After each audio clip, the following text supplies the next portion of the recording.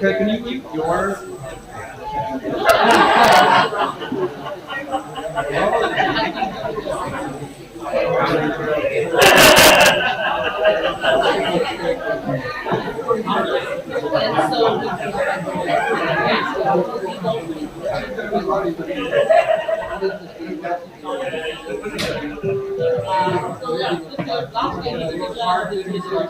I can ask for help to see if they have any.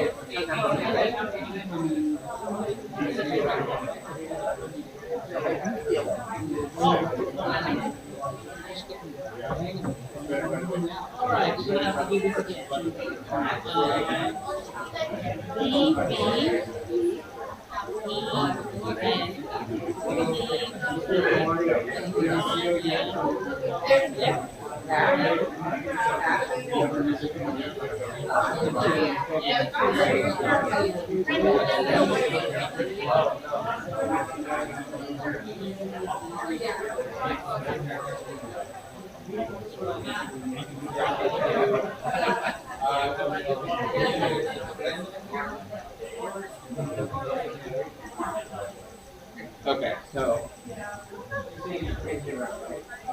I'm gonna go plug in the mic if I can kind of hear the background.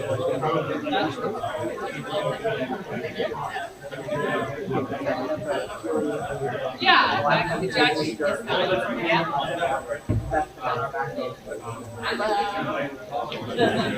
Yeah, okay. Well, yeah, there are processes. I mean, it's not like the one you have.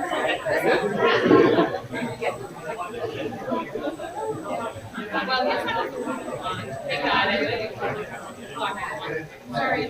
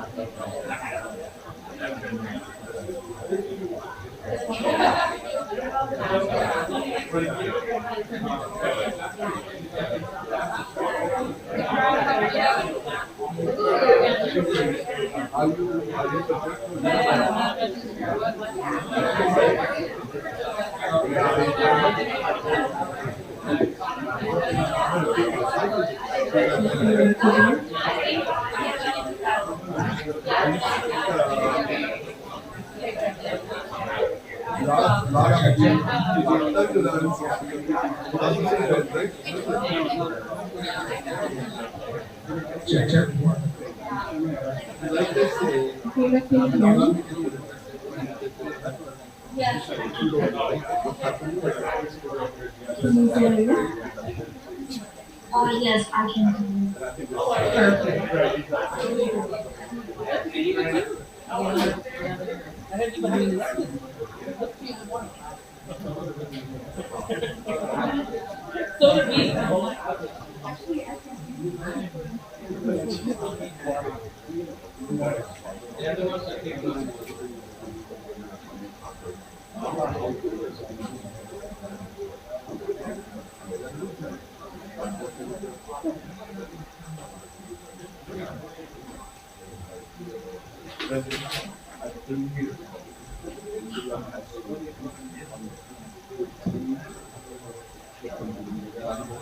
So basically, everybody's in that same browser.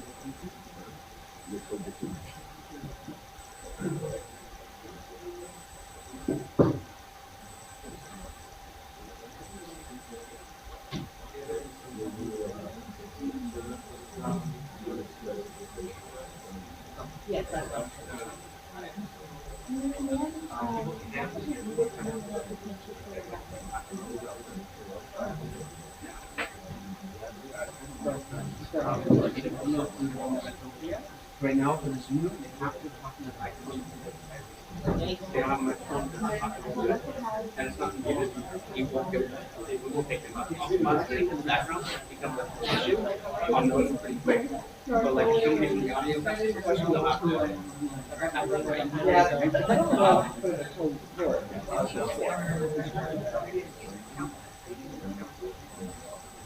Yes, I think she's going to be doing that.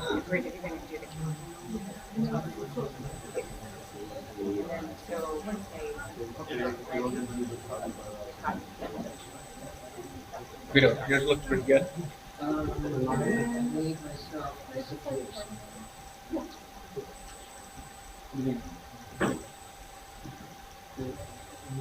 Recording in progress.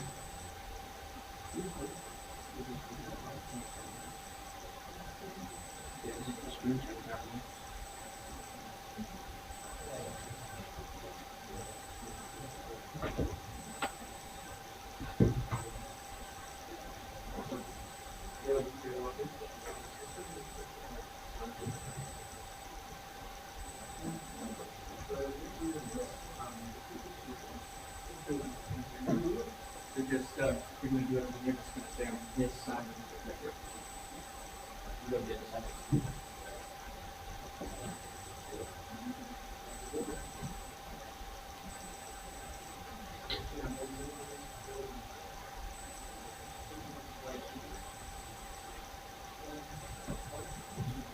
Then for the microphones,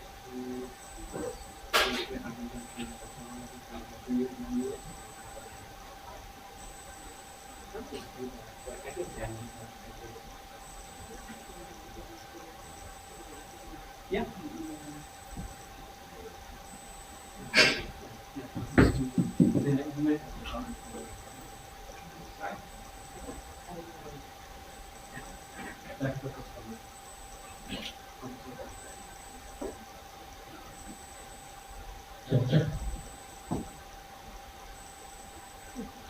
How's it going? If you want to ask a question, like this button, and we can see.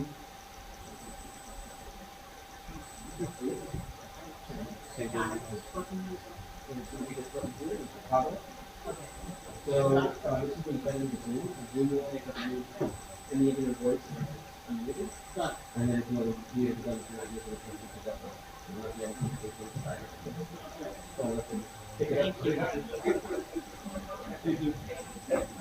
Good morning. Good morning. Well, welcome to an amazing day that I'm very excited about. So I'm the Executive Board Chair, Bhupesh Arora, at Innovate UCLA. And Innovate UCLA has been around. We'll talk a little bit about that. I'm sure you've heard from Davida and Jim Davis, but let me give you some more information on Innovate UCLA. We've been around for 45 years, and we've been partnering with UCLA students and also the community. So it's a UCLA-sponsored organization that's got around 50 companies within SoCal that people like me who've been employees of those companies come in and contribute to create technology events, innovation, and also create the networking. So I'm very excited. I've been involved in Innovate UCLA for more than 10 years, while as a volunteer, as well as working at companies. So it's a great organization. We're here to further not just the UCLA agenda, but also collaborate and bring companies from SoCal and create innovation and learning for the community. I'm excited about today because it's always energizing to walk in the UCLA campus. When I walk here, it energizes me because it brings learning, inspirational learning, and also looking at students, the next generation workforce is always inspiring me. So today I want to thank also the people, many executives from our community, from the UCLA have been involved. I want to thank everyone that contributed. It's a fantastic program that Lila and Jim Davis have been leading for a while. And it's also a program where, as you learn from us, we also learn from you. So today is also about, I'm walking away, many of us are going to walk away with ideas, right? The ideas, the that the brightest and the talented students that are in this room, I've been told, I'm sure you are, on the cream of the crop here, that we learn from and bring and take it back to our companies. So I'm looking forward to hearing a lot and also absorbing. Lastly, I also want to mention that within this program, we want to take it further, right? We have students that have been come with great ideas, we're going to hear about them every day. But how do we really create the next generation of workforce, a talent pipeline for companies? So this year, we placed 2 interns at companies. And our objective is to get to 5. So it's not about just participating here, but also how you get to the companies that you may be targeting or want to work for. So that's where we're taking our partnership with Innovate UCLA to the next level with this program. And to get the word out, whether if you're graduating, if you are not, make sure we have events. Innovate UCLA has at least 15 events a year on all topics such as leadership, AI, and I would highly encourage the students here to come and participate, even volunteer, and know the companies. Go to our website, and then the companies that's there. There may be companies that you may want to work for, and the executives are there where you want to connect and learn more. So you start framing your opinion on where you want to work and what the company is doing. So this is a great opportunity for us, also for you. And I want to thank again everyone that's participated and all the effort that you all have put in to create this wonderful, demo day for us. So excited about that and welcome again.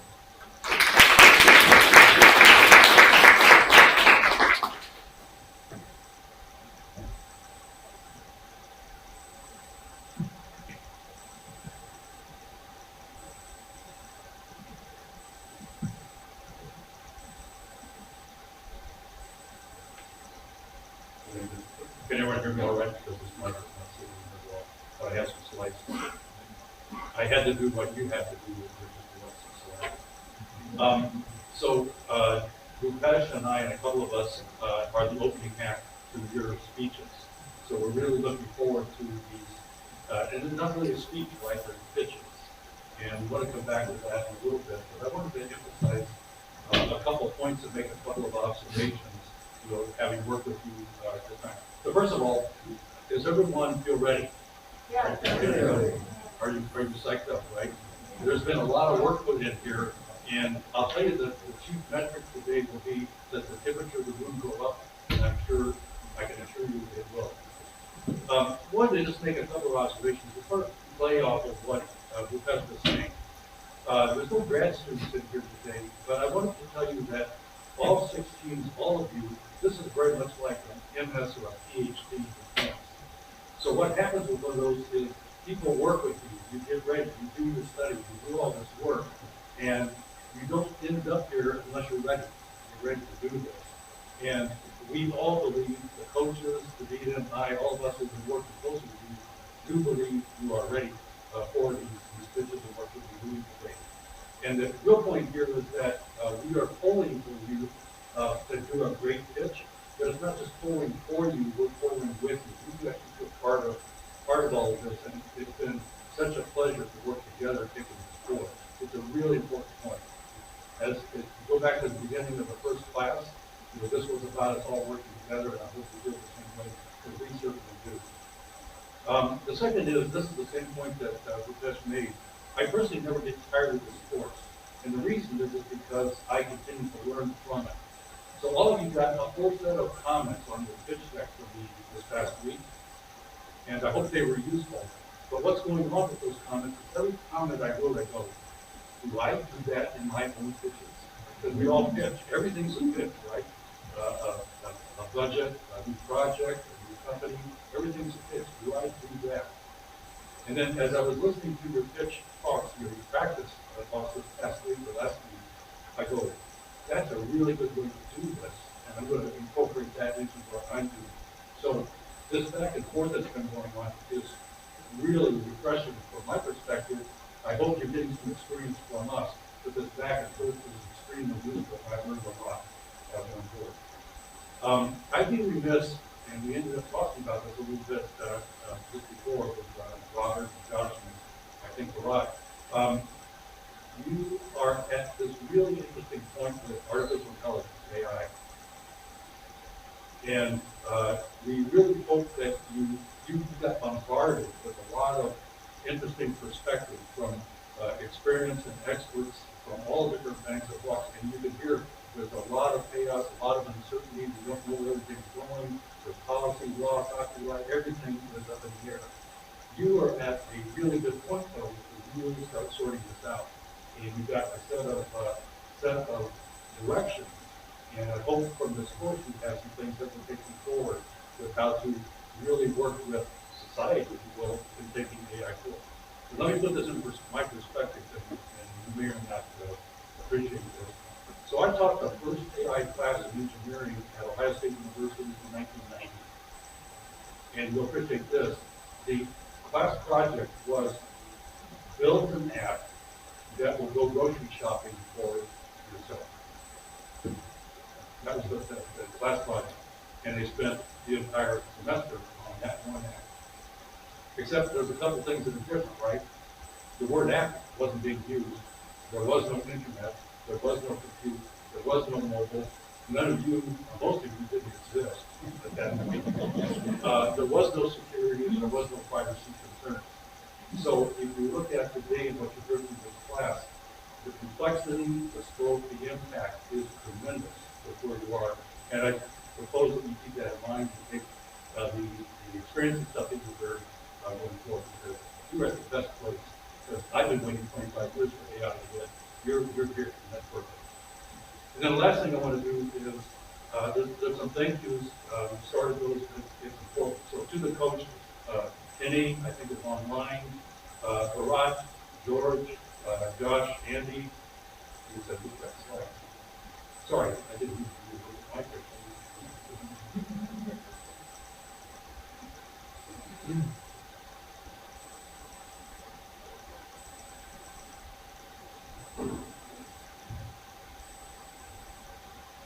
Sorry, I can't get stuck.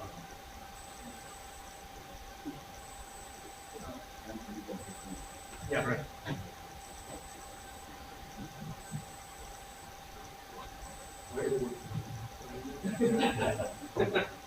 I think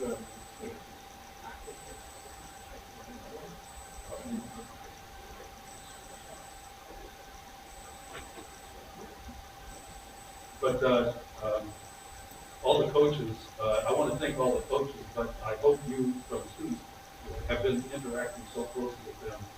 And it's a tremendous part of this program to be interacting with them. So I wanted to thank each of the coaches for what they've done. And like I said, I'm speaking for myself, but I think I'm speaking for all of you. We are all with you on these pitch decks about to come up.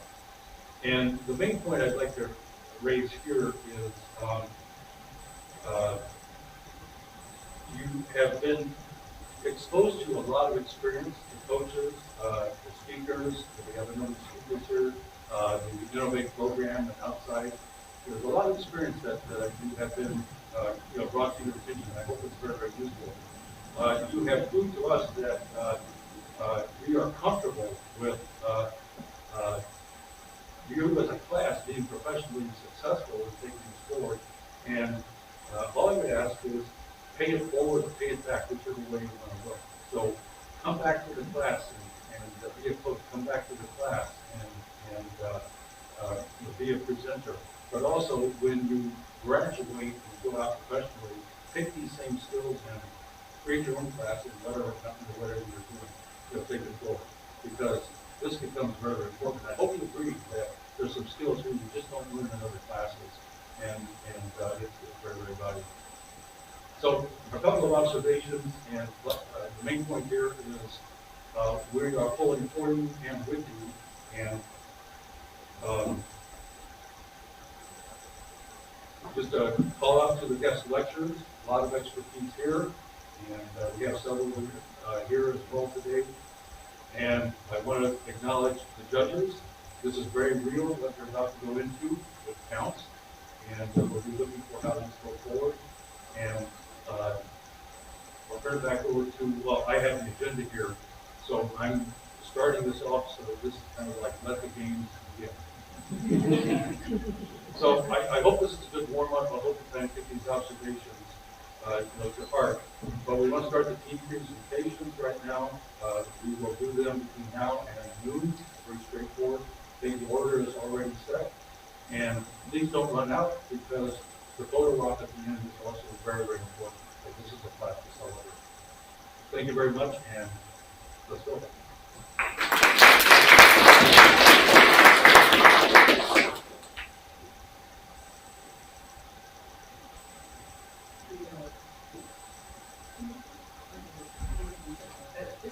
The microphone is off. Before we do this,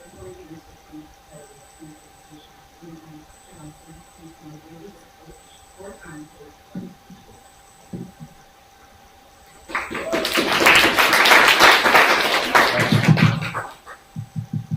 He's going to talk about the transcript, and I will turn it over to Thank you.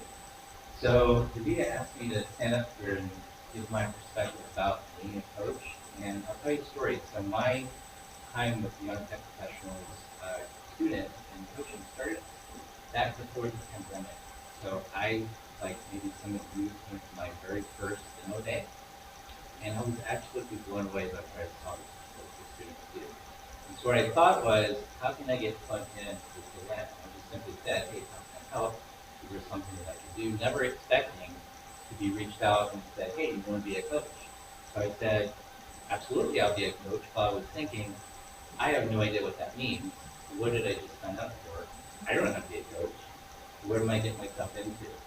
And I'll tell you, it's one of the scariest moments when you get onto that very first team meeting, and you see all of these young people and students, and they get on this call, and they're looking at you like you're a ball. And I'm like, I don't know what we're doing. I don't know how to get you guys to demo day. We have a framework and a process, but it's a shared journey that we go to together, right? So I learn as much from you guys as you think you know and learn from me.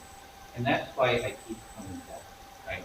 So the coaching process that we do, it takes anywhere from 5 to 6 hours a week minimum, all the way up to some of my teams taking 10 to 15 or 10 to 15 hours.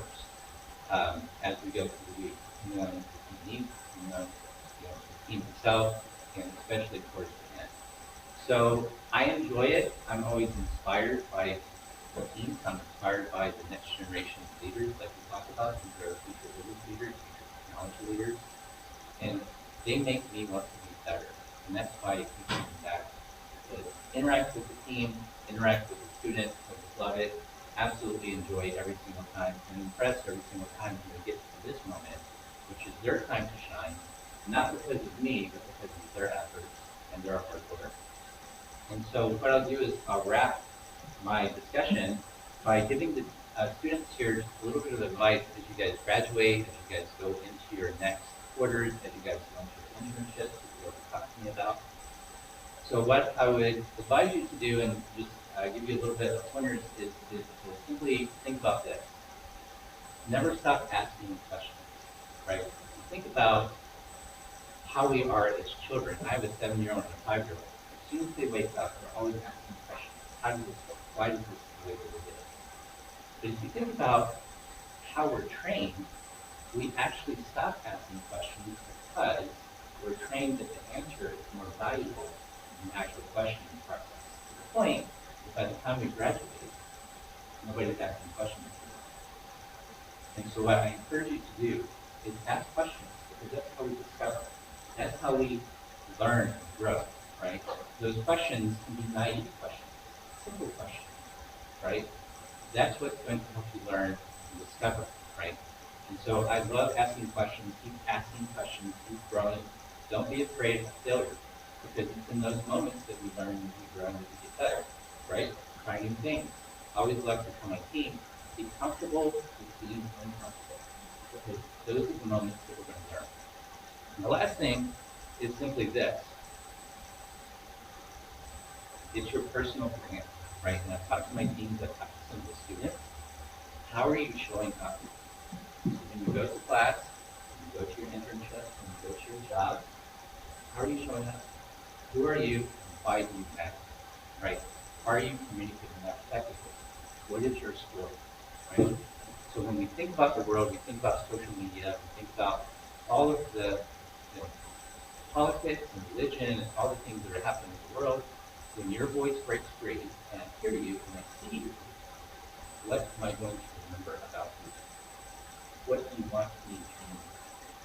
That simple. What's your personal brand? Are you effectively communicating that? Because everybody is telling a story. I'm telling you a story right now. How I dress, how I present. You're telling me a story as you sit and watch. We're all communicating. What is your story? How are you showing up? Think about your personal brand. And tell me your story. So for the students that I got to interact with, let's continue that conversation even beyond this class. For those that I did get to meet with, what are you waiting for? Can you tell me your story? Thank you.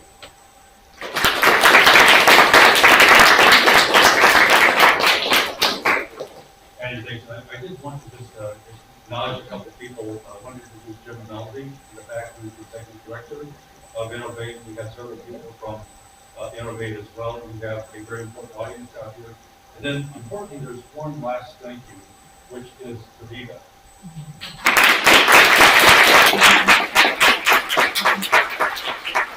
You may have picked this up, but Innovate is very involved with this. But this course is the brainchild that we've been working with Innovate. It goes back a decade now, or close to it. And this course would not be here without Davida and her leadership. And this entire course, all of us need to thank Davida as well for putting this together. It's evolved over the years, and it's something that I think is really fascinating. Davida, thank you.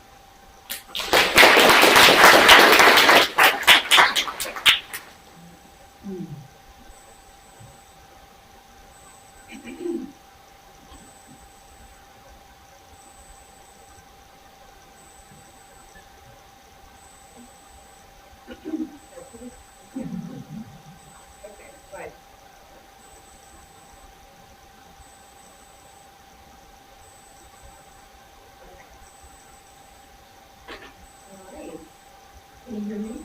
Okay. All right. So, welcome. I'm in my own personal welcome. This is the fun part of the program. But I do have some thank yous, some more thank yous, and this is to the support staff who helped us put on the entire quarter-long course.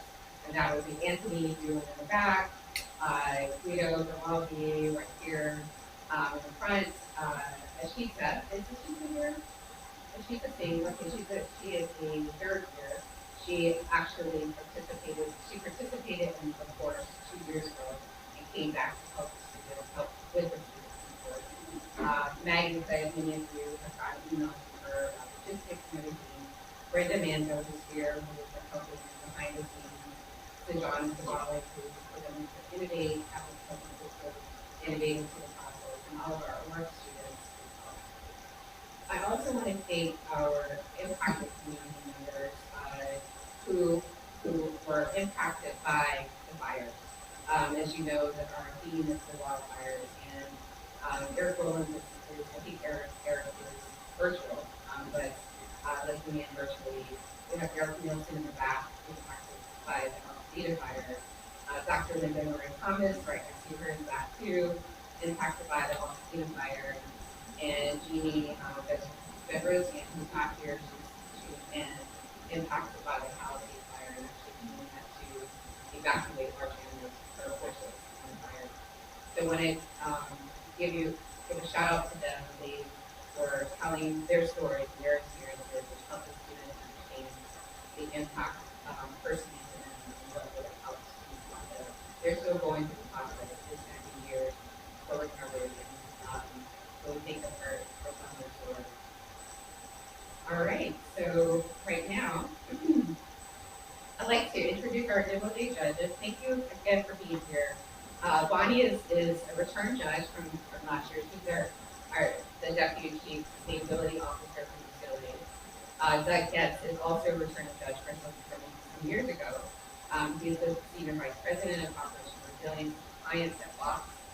And we have Rohan Sharma, who's a new judge, but not, he has been a judge for many competitions before in the past. He's an investor, TEDx speaker, and author, and consumer data analytics and insights at UCLA. And we've got Ian Starr, co-founder and CEO of InnerSights, and she's also an AI marketing business. And so thank you. Let's give us a hand. All right, so this is what the teams have been waiting for. So the winning categories, we have 3 winning categories, and this is, the first one is commercially viable. The second one is the most innovative, game-changing, and the third one is the most societal impact. So you will be awarded for the first one.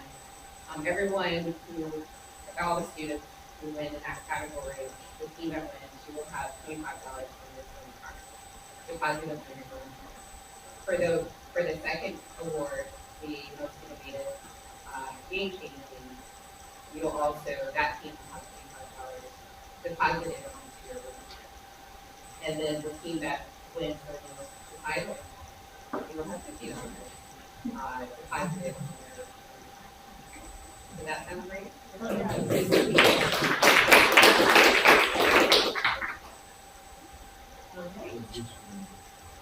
Okay. So we do have a presentation order today. All the students know what their order is. But just to give you a little bit of information on each of the teams. So Siteria is going to come up first. They're team 4. They are the Smart City team. They will talk through their project or solution about creating an effective evacuation pathway using technology, using smart technology. And then no one left behind. They are going to talk through their project evacuation, which is focusing on ensuring vulnerable populations are evacuated. And an action, they're evacuation pods, and they're ensuring pets and animals are evacuated with safe locations. Then there's Siteria. If you've been through a disaster, you're going to need some mental health resources. So they are addressing mental health resources to manage that stress that they're experiencing and loss. And then there's the green team. They're going to introduce their product toxic shield, which is mitigating exposure to harmful toxins to ensure a safe return to the home. And then there's the team scaffold. They're going to introduce their product coffee, which is supporting the difficult process of rebuilding after treatment. So with that, we're going to turn it over to the first team, and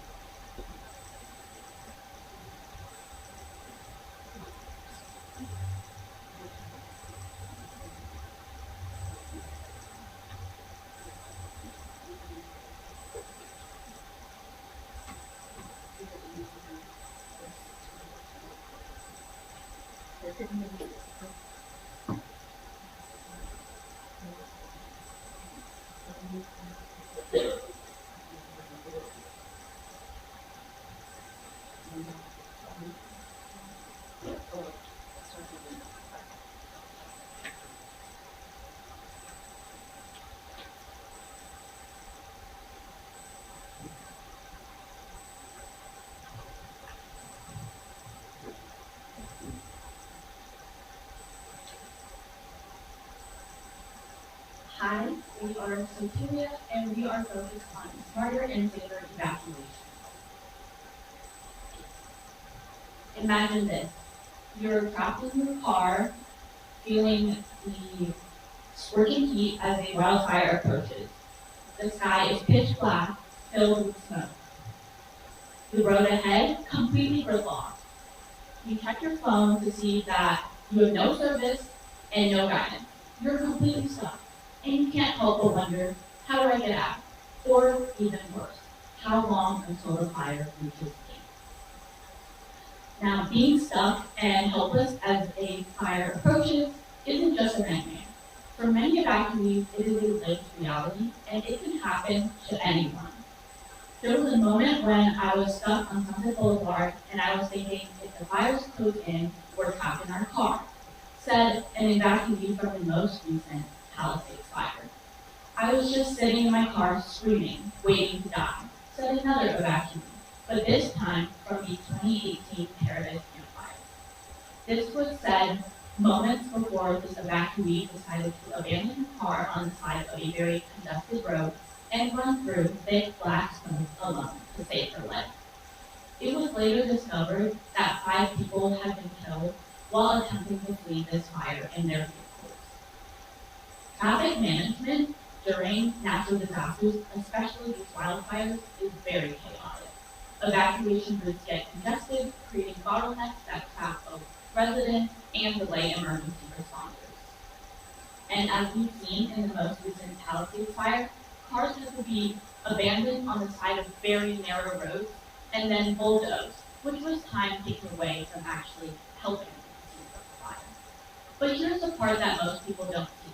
It can take up to 45 minutes for emergency coordinators to receive a message from field personnel and then issue an alert to the public. That is 45 minutes lost while the fires continue burning and people are still stuck left thinking, where can I go? With Siteria, we are focused on reducing evacuation times by streamlining information with the ultimate goal of reducing harm in the community. With wildfire conditions changing super quickly, it can be really difficult for residents to know which roads are closed, which areas have heavy traffic, and which areas are gridlocked. With Siteria, we can give them information in real time about conditions changing so that they can make better prepared decisions before they even leave their homes. This way, first responders can also get to the scenes they need to go faster, leading to an overall minimized level of harm due to wildfire damage. Ultimately, Siteria is focused on being a nationwide tool for people to make more informed decisions during times of crisis. And our product Siteria delivers its speed from approximately 2 quarters of personas. And this persona differs from our standard market. We will actually buy a product from the agency to we'll eventually install it for our system within their emergency. But the first user persona that I want to cover is that of executive coordinator. So these are the emergency professionals that need tools that allow them to keep up with crisis. So for them, Siteria is a system that allows them to process live data while also doing voice. And in addition to this, our team wanted to look beyond the controllers and considering the user of the application, because Siteria is an application that helps people with this. So the second user persona is that of evacuee, and although they are not the primary user, they are the primary beneficiary and the people who handle it. So for that, we can fix our fear and option action and business. So Siteria is our evacuation intelligence platform in real time. It supports evacuation response and empowers emergency operations teams through real-time data, AI simulations, and also signal controls, all with the goal of reducing evacuation times and also minimizing traffic bottlenecks. The evacuee web platform will ensure that no one is left confused or uninformed through guided evacuation routes, as well as info regarding shelters, as well as evacuation routes. And then this will help streamline critical information flow and empower decision makers, while also helping communities evacuate safer, faster, and smarter.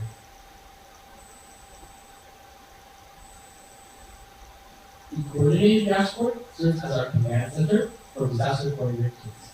It uses real-time satellite data, as well as traffic inputs, as well as field personnel data to simulate wildfire spread and traffic conditions.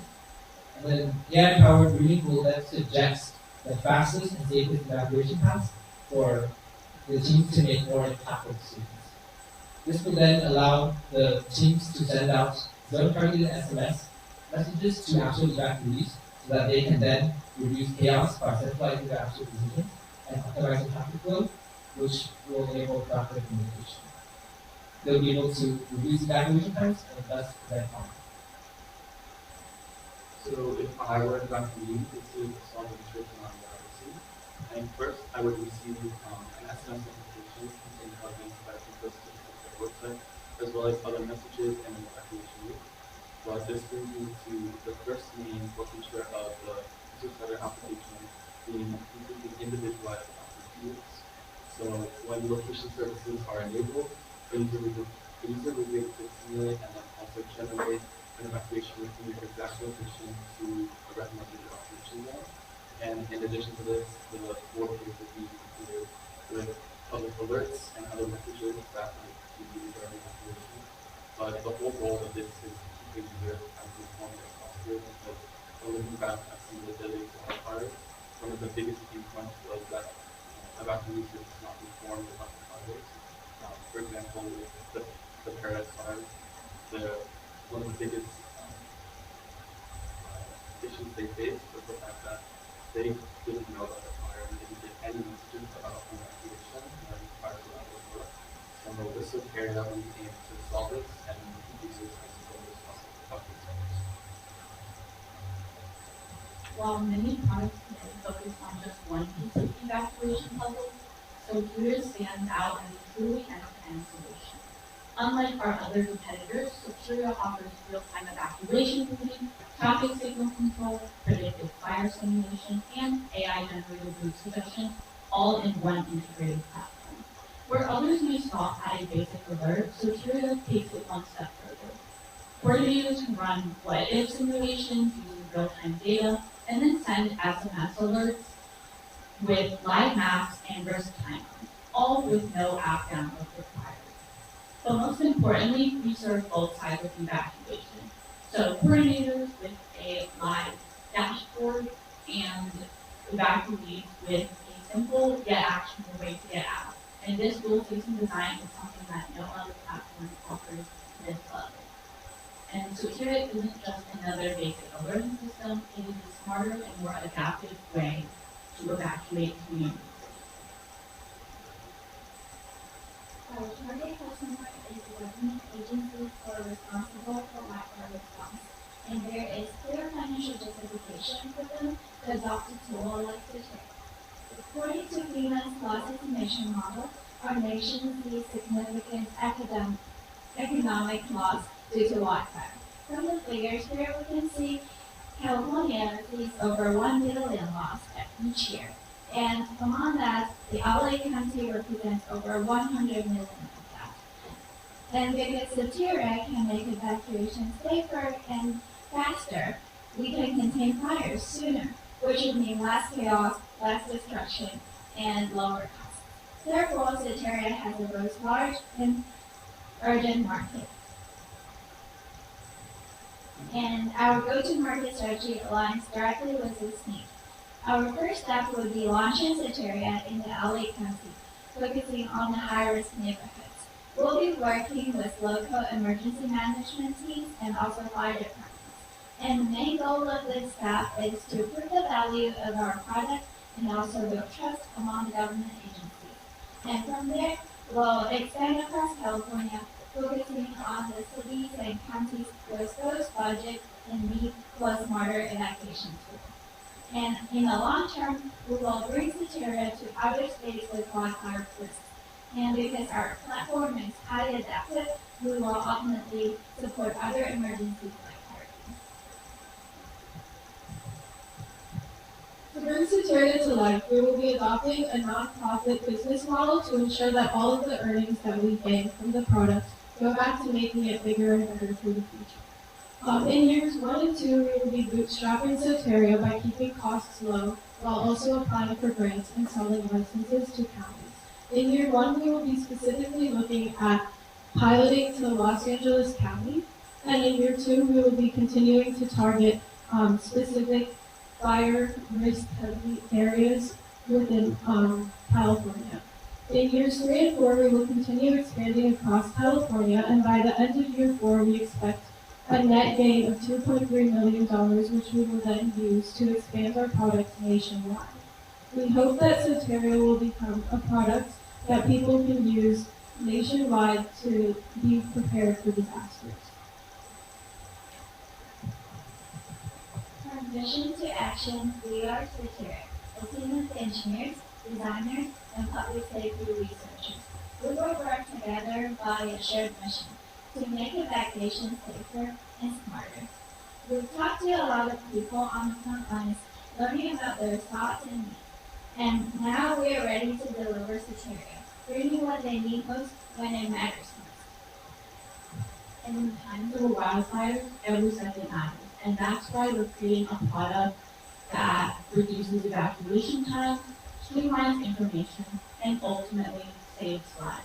So Siteria brings together all the information needed for both evacuation teams and residents to evacuate safer and quicker, so that when the next wildfire hits, no one is lost and unsure of where to go. Thank you, and we welcome any questions.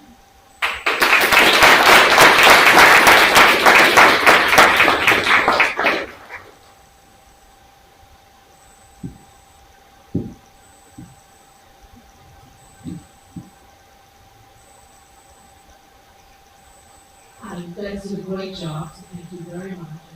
Very exciting. I just have one question. So we talked about real-time kind of navigating, looking at routes and things like that. But having a wildfire creates a lot of chaos, obviously, and people are very panicked. There are a lot of like situations that are happening at this time. How are you catering for potentially somebody coming into a like block road with a bunch of people who left their cars, or maybe like panic people running? What is the option? Do you have any options like real-time flexibility in your program? How does that work? That's a great question. So, in terms of just real time, a lot of our system also, it's not only just going to be the coordinator going to be coordinating everything that's happening, but it depends on also the on-ground personnel actually facilitating things in the sector. But in terms of being flexible with our routes, our application is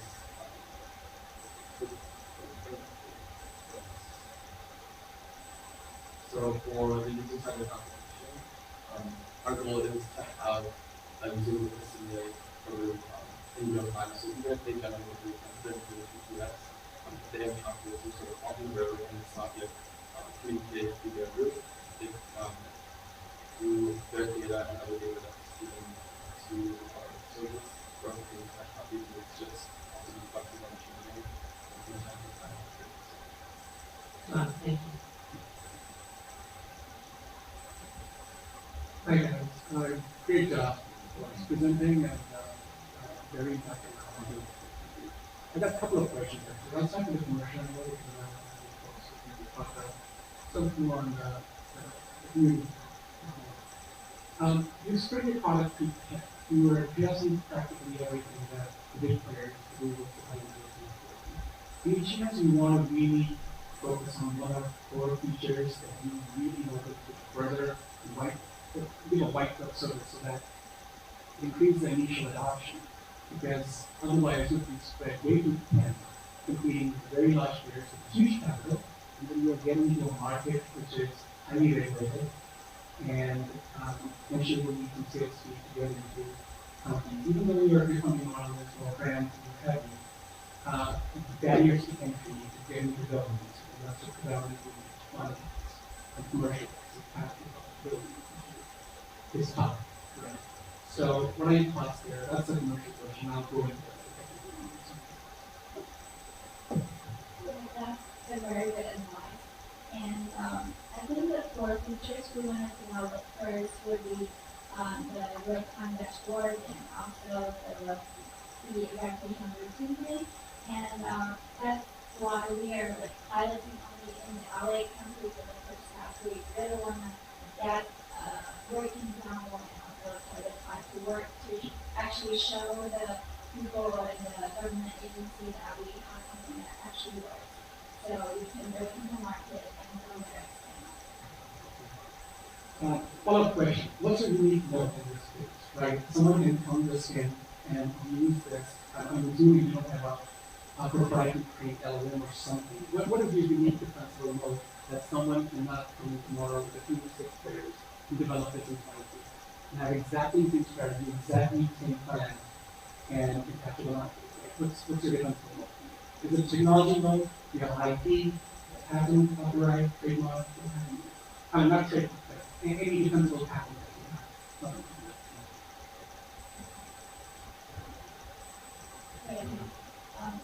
I think on the first point, we would be having experts and also we have people in the algorithm, also other teams, machine learning models.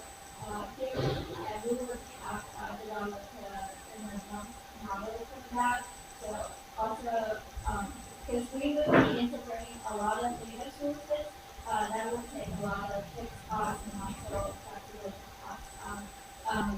Deploying the hosting on the AWS and stuff. So that would be a large cost, and also it takes a lot of effort to integrate so much resource and build trust among the agencies development.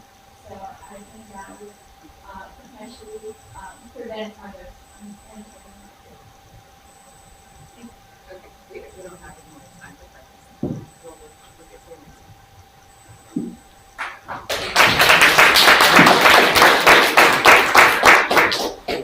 Thank you, Sophia.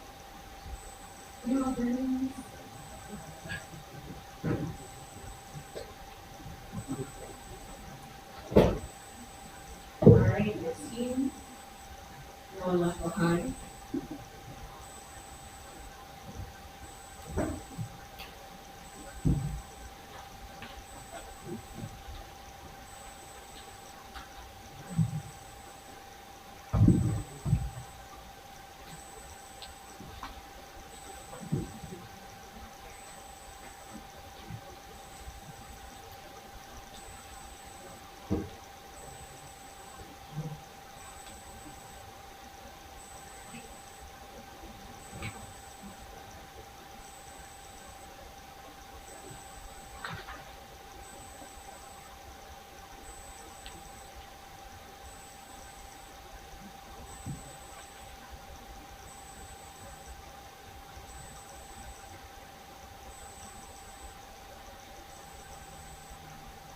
Good morning, everyone. My name is Corey, and I'm with my team today. We'll be presenting our project, Evac Link. Wildfires are moments where no one should ever be left behind, but that's exactly what happened in the 2025 Palisades and Eaton fire. This is Anthony Mitchell's family. Unfortunately, Anthony Mitchell was a victim of the fires. He is a retired salesman, an amputee, and a wheelchair user. He died alongside his son, who has cerebral palsy, when their ambulance never arrived. They were trapped as their flames closed in onto their Altadena home, and he was never going to leave his son behind, said his daughter in a news interview later. But these are stories that are one among dozens. During the fires, more than 30 people died, and a third of them had mobility-limiting disabilities, and the median age, 77. These were preventable deaths, caused not by nature, but by a system that failed them. This all happened despite a 2019 state audit following the 2018 camp fires that devastated Butte and Sonoma counties. This warned of exactly this, a lack of preparedness to help disabled and elderly populations in California during times of wildfire.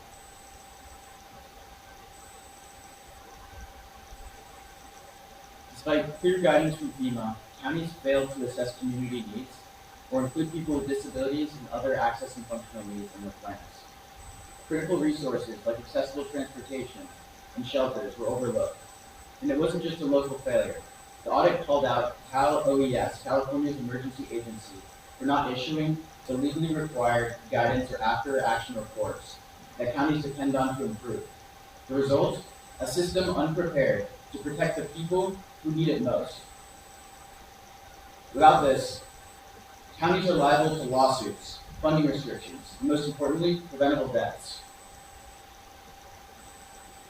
And in these fires, we saw two fatal breakdowns. No inclusive planning for vulnerable populations, and no real-time way to match those who can get help with those who need it. Evacuees were stranded, volunteers went underutilized, and first responders were operating blind. That's why we built Evac Link, a community-driven evacuation network that connects people with trained, trusted local helpers in real time. It allows residents to mark their status as safe, unsafe, or needs assistance. And it gives first responders fast, actionable data.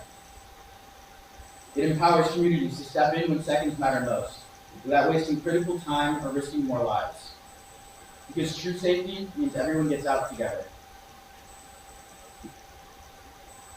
Here's how Evac Link works. First, both evacuees and first responders/volunteers sign up. Once you're ready, you're good to go, ready to help and get help. When disaster strikes, Evac Link connects people who need help with those who can give help.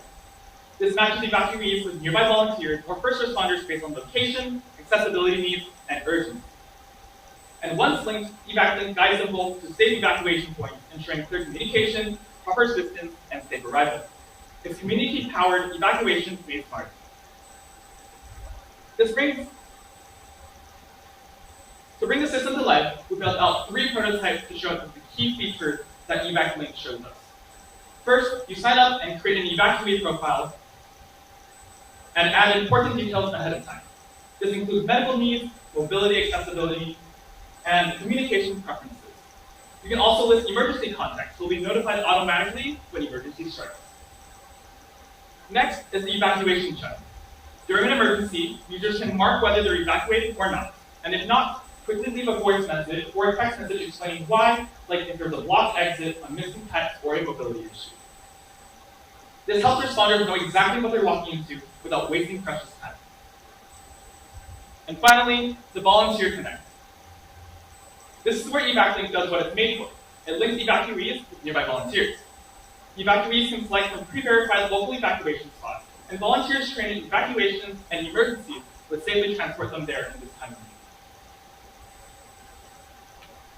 need. In 2024, ADA laws were updated to include web accessibility with compliance deadlines for 2026.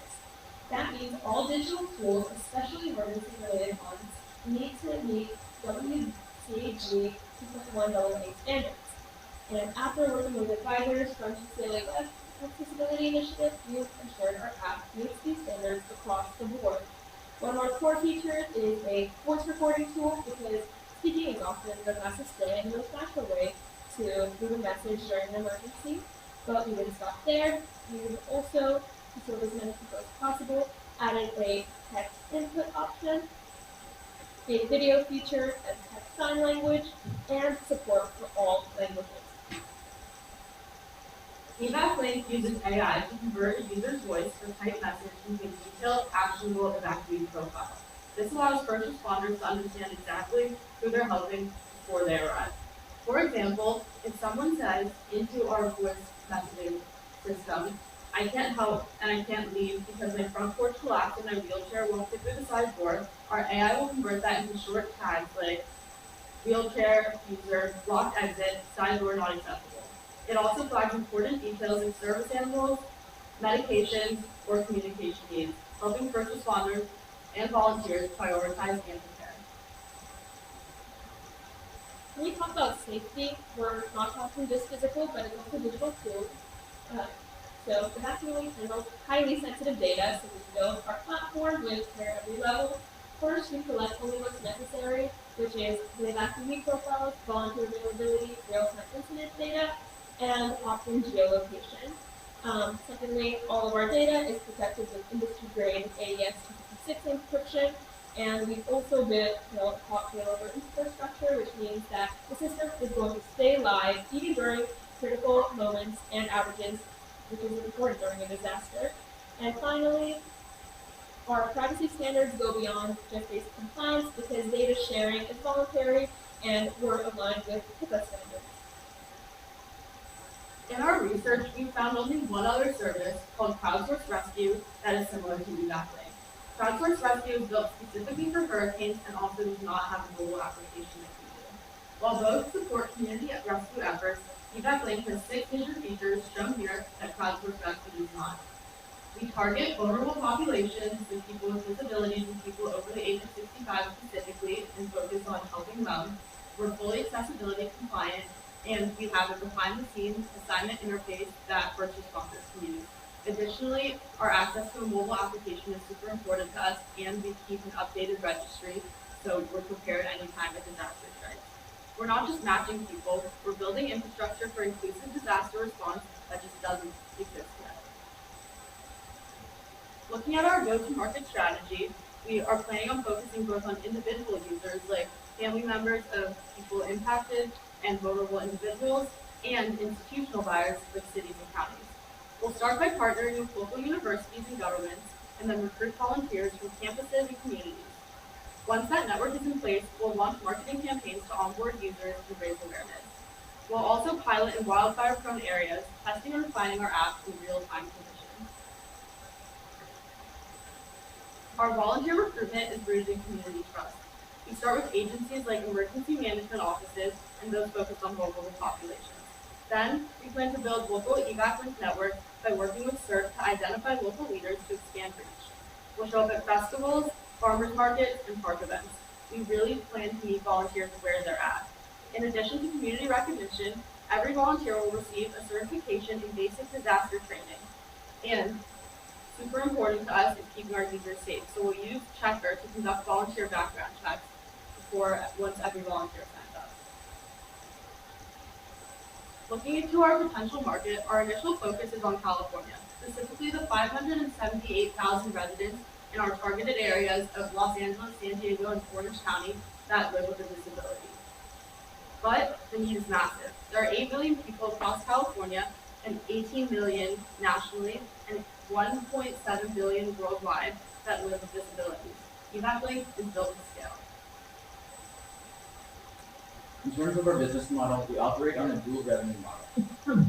Counties pay an annual fee of $70,000 for access and training. They also pay $15 per month per enrolled resident, allowing us to scale with community needs. This covers our cloud infrastructure, staff and engineers, background checks, penetration testing, and one-time training for our partners, one-time system training for our partners. While the first 2 years are investment heavy, we plan to reach profitability by year 2. With Evac Link, everyone is a first responder. And together, we can make sure that no one ever gets left behind. Thank you.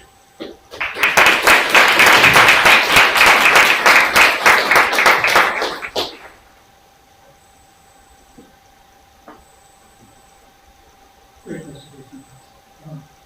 You answered my main question, which is how you're going to vet your volunteers. And I just have another question related to that, which would be, you got an ingress and egress kind of situation here. So everybody's getting out, and it's mad chaos, and the first responders are pulling in. So how are you going to get your volunteers in? Talk about that? Yeah. So to get the volunteers in, they would have special access. To a lot of these places only let access to first responders when there's like when they have chaos and during the wildfire. People are only allowed to leave. But with a CERT verification, with the proper training, there's this thing called CERT that operates throughout California, which teaches evacuation strategies and natural disaster strategies to people in the communities. Through them, they can have special verification that lets them into these communities that only let people out. I also just want to add that one of our main features is our geolocation tracking, so we'll connect people that are in similar locations. So in an ideal situation, most of our volunteers are going to be connected to users that are close to them, so that hopefully they can get access to them. So I appreciate that, great, but you say geolocation optional? So how does that work in the crisis? And also, with voice and text message, signal problem, sound quality problem, how are you managing that? Yeah, so we actually optimized for that as well. In a future optimization slide that we haven't included in the main presentation, we understand that a lot of disabled populations and elderly populations don't actually like using technical phone jargon and stuff. And in the future, we really plan to add additional optional hardware that they can use to opt in or out using satellite data, not having to rely on the phone for this system. Using this information, they can still get paired with community members who are not using option geolocation and are able to say that I need help even without being connected in our system directly. You guys, again, great presentation. My question is, how are you going to test that your system actually works without having to be in the actual situation? Are you going to use synthetic data? What are you going to be doing to prove your solution? Yeah, that's a great question. So to do that, we're going to have to obviously run simulations, not just with synthetic data, but actually with communities themselves, in the pilot community, before there's an actual evaluation. It's important that all of them understand how to use the system. Good presentation, by the way. Your business model, or at least the whole model, looks like it's very people-heavy in a sense. You're essentially in a very loose and building Uber for emergency response because we provide geolocation, providing platforms for people to connect them. That involves substantial work for your state, regulatory compliance too. It is no longer a tech platform, just by itself. It has a substantial labor company. You did answer the volunteer second question, the key piece, right? That could be a big problem. But what prevents the county or California or FEMA or someone to launch some of this project internally because they're in a much better position, from a funding standpoint, from a platform standpoint, resources. And so what prevents someone in one of these counties and agencies to launch something like this internally, create such a huge they have to justify that. Yeah. So the 2019 audit pointed out that, despite warnings from all these organizations that you mentioned, they still have not. These counties, they're very busy. They don't have the staff. They don't have the experts, and they can't just create like a grassroots approach that we're aiming to.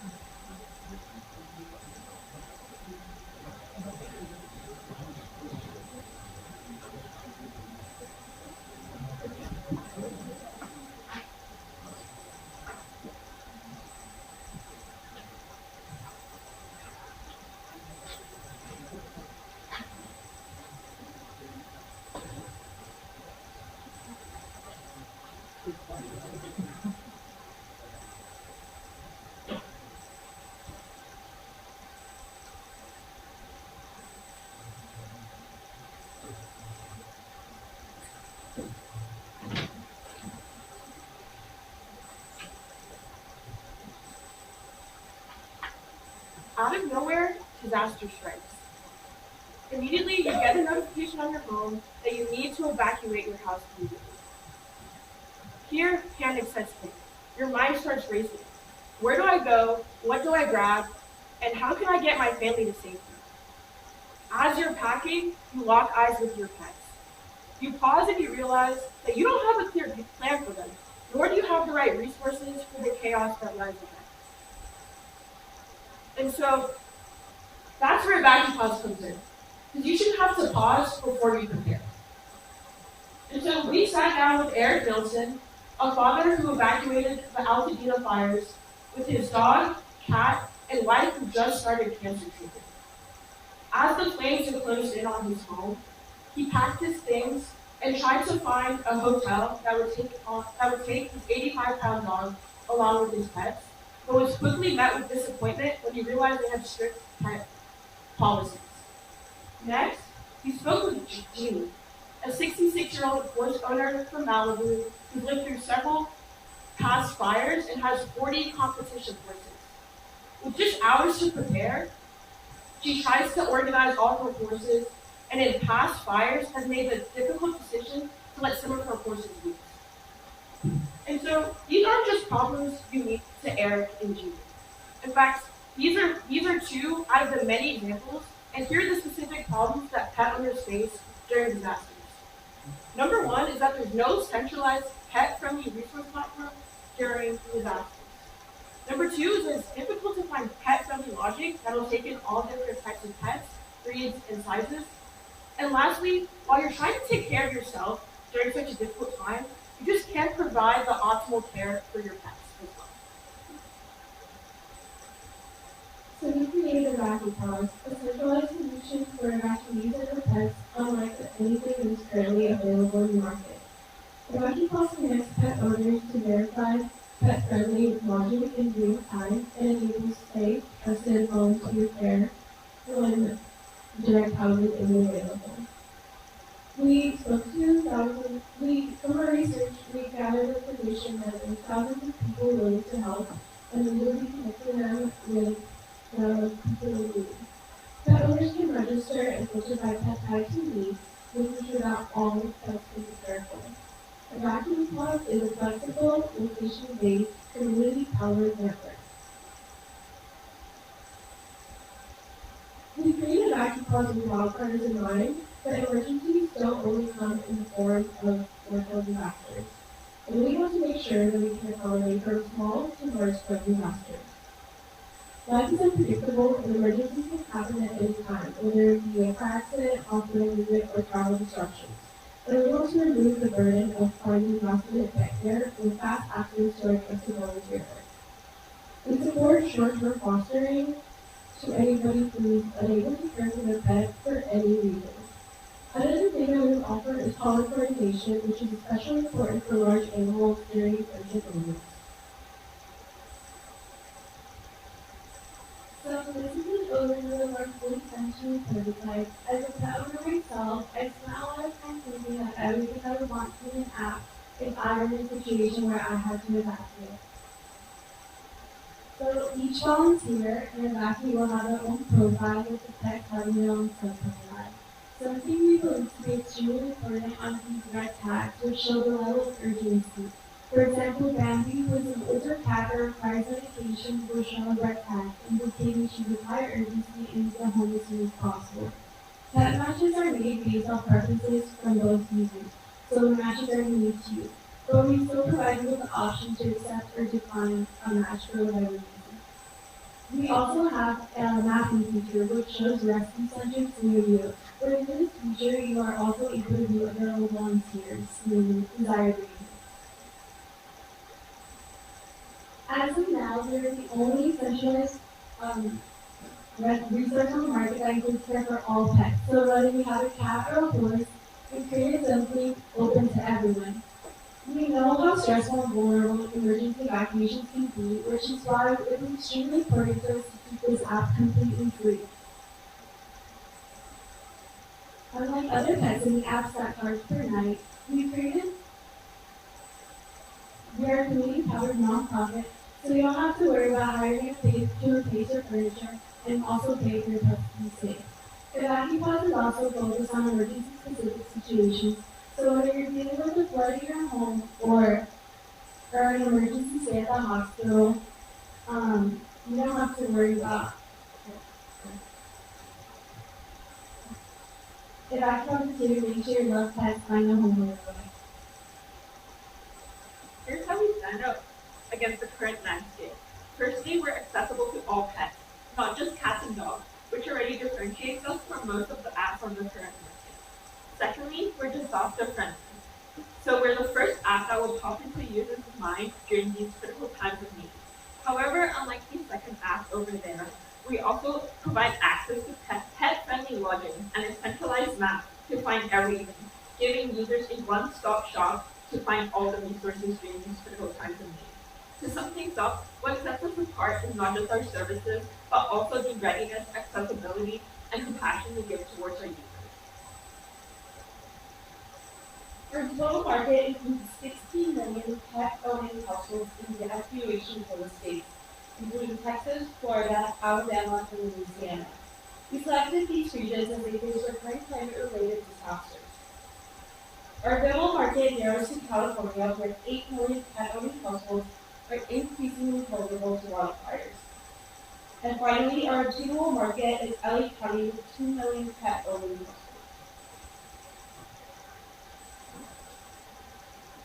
For our cost structure, we aim to primarily invest in development because we believe reliability is non-negotiable during an emergency. Our users need a platform that works fast and without fail.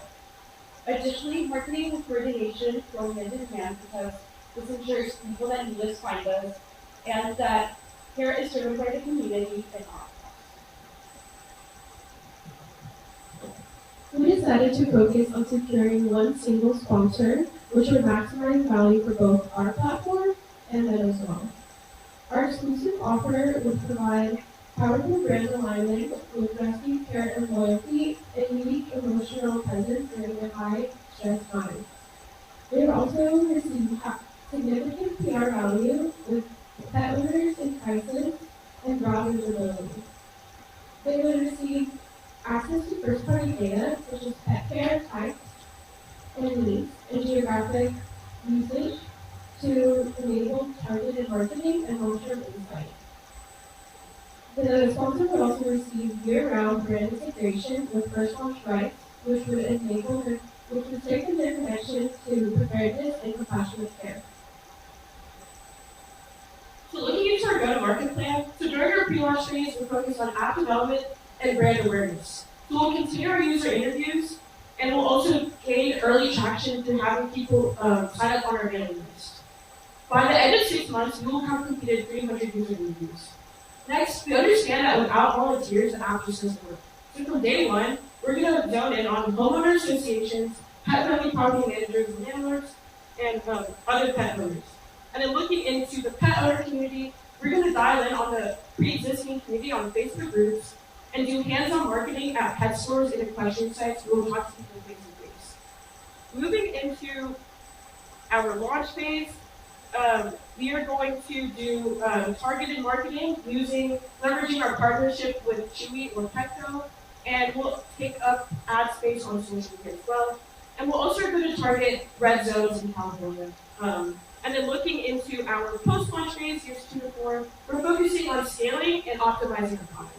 So we're going to maintain year-round presence with a focus during May through November, which is peak fire season. And then we'll also do partnerships with Notify LA and other alert channels. Looking forward, our roadmap focuses on 3 key areas to deepen our impact.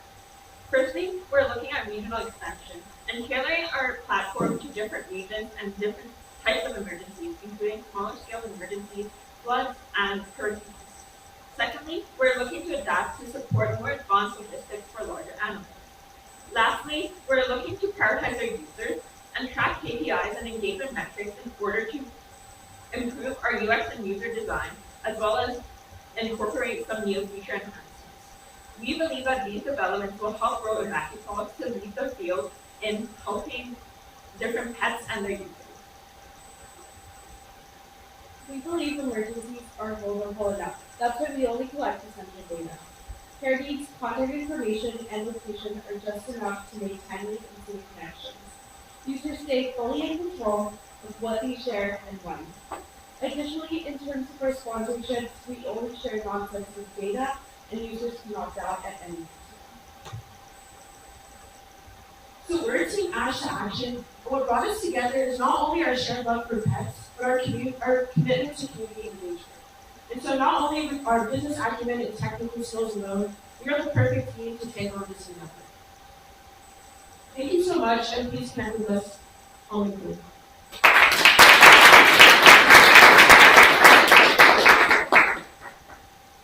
Thank you, ladies. Great presentation. I have a question. So yes, you're organizing the fosters, but how are you getting, in the case of an emergency, like there's a fire or something, how are the animals actually going to get to the fosters? So you talk about consultation services, people helping with that. Also, what about like requirements like food, bedding, things like that for animals? What are you going to do with these things? Yeah, so going on to the first part of your question, I think you asked transportation. Yeah, so one of the things that we offered on the app is for the evacuee and the volunteer to coordinate that themselves. And so it would probably pick a meeting point in the middle. And then based off of the pairing, we try to pair people based off of, geometric location. So it would be people that you wouldn't be paired with someone if you're in LA, someone in, I don't know, Santa Barbara, for example. So yeah, we kept that in mind. And then, could you repeat your second question? It's basically about food for animals and, like a pet, things like that, because potentially all that gotten going to destroy.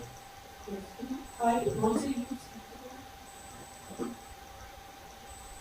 would like to add that we primarily are, a community of volunteer platforms, so we believe that there's people who are willing to offer up their resources.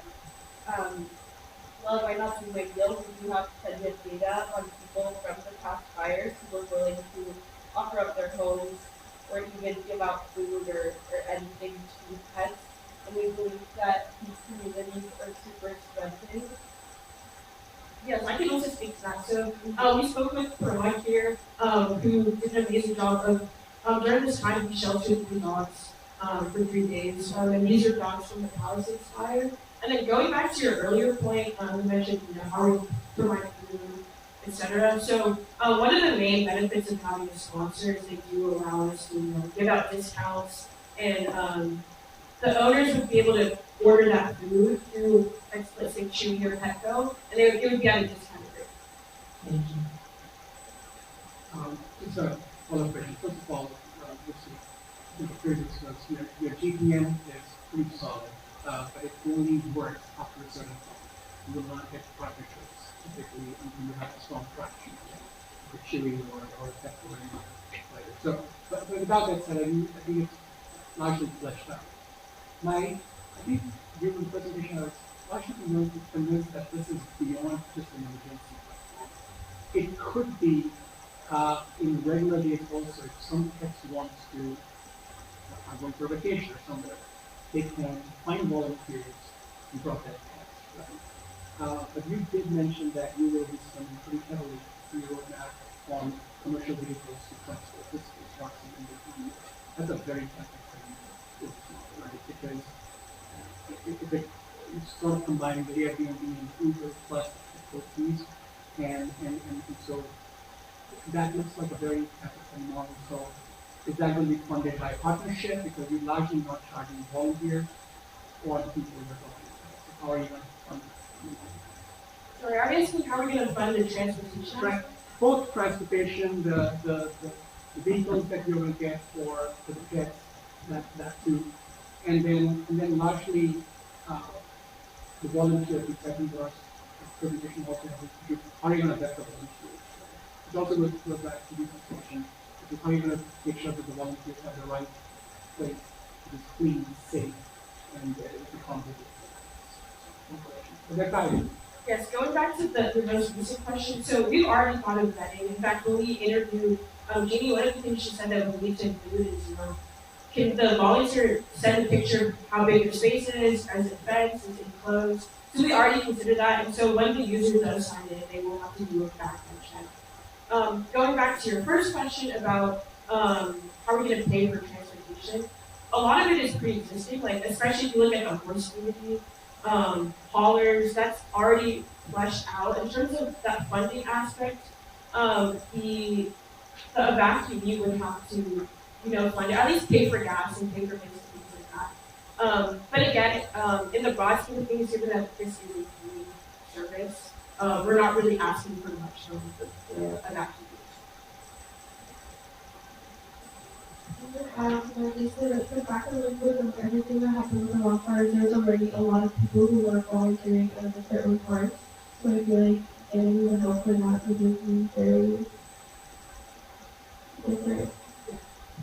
Just to top that off, we are centralizing that volunteer network. That's primarily our goal. We're not necessarily providing transport, but we're connecting and matching people who otherwise wouldn't have access to such Is it adding that comment? Right. So, you mentioned that you're doing background checks, but that this is a free service and people are just gonna match and that's it. So, what happens when it goes south? We didn't hear about cases where horses were picked up and the owner didn't know what they needed, and it took a number of days to find them, people wouldn't return animals in fostering. How are you handling that? Yeah, so the nice thing about the horse community is a lot of these horses are microchipped, so that's actually helpful for the owner. And then during the process of when you sign in, a lot of the information that you're putting regarding your pet also includes like how do I describe it? You already have basic information like the location, and again, of course, they are microchipped as well. You did bring up a great point. Yes, okay, a small or a good amount are, but in the cases that they aren't, we're also looking to build out a more robust system in the future. So I'm actually glad that you brought it up, and so that definitely leads into our launch / future development stage. All right, thank you very much.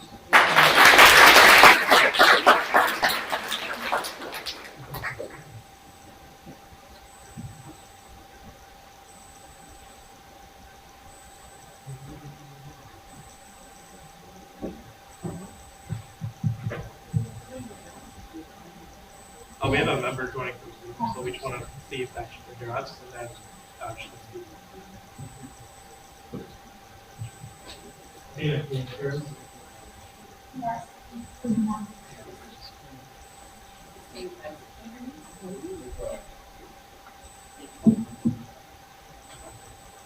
I just want to say this team has a team member who is out, not here, somewhere in another location, and so she's zooming in, so you'll hear her. Also, just a reminder, just to hold the mic up to your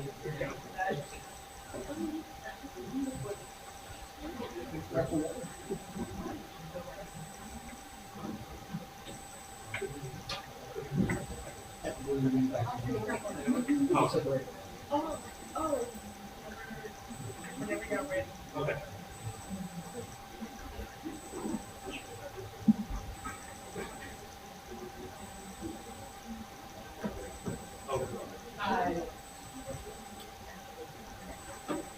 Okay, looks like we're taking a break. We'll take a 5-minute break. Okay.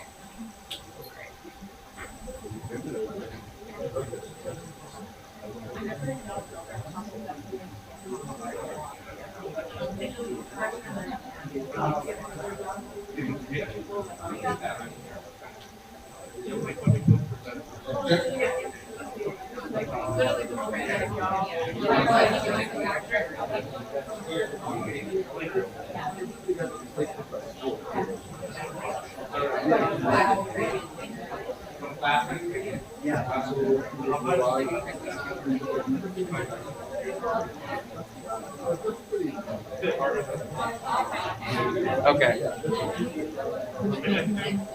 Yeah, let's give that one to parents.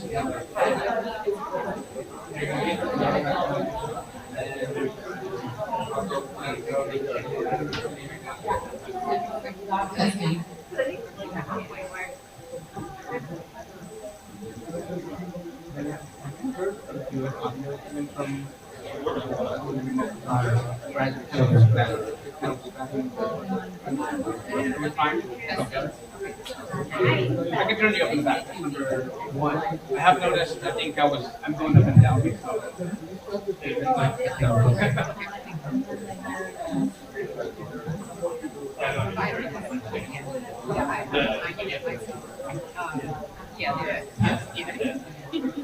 Okay, yeah.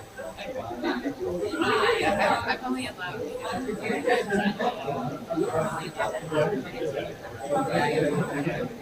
Yeah.